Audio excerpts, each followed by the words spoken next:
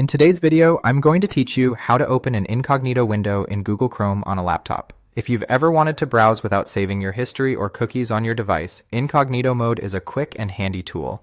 It's great for signing into a site with a different account, researching GIFs on a shared computer, or doing a clean search that isn't influenced by your previous activity. Just remember, incognito mode keeps your browsing from being saved on your device, but it doesn't make you invisible to websites, your internet provider, or a school or workplace network. Downloads and bookmarks you create are still kept. There are two easy ways to open an incognito window. The fastest is with a keyboard shortcut. With Chrome open and active on your screen, press Ctrl, Shift, and N together if you're on Windows or Linux. If you're on a Mac, press Command, Shift, and N at the same time. Think of it as stacking the modifier keys first, then tapping N.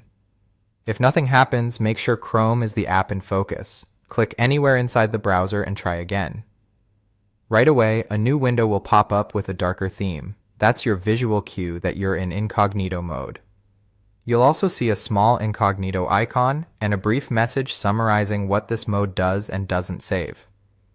This is a separate window, not just a new tab, so you can arrange it side by side with your regular browsing if you want. You can open multiple incognito windows, and they'll share the same temporary session until you close them all.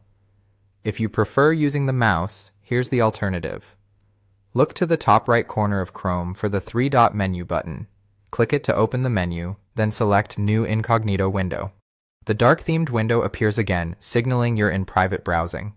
This method is especially useful if keyboard shortcuts are hard to remember or if a key on your keyboard isn't cooperating. Once you're in, browse as usual.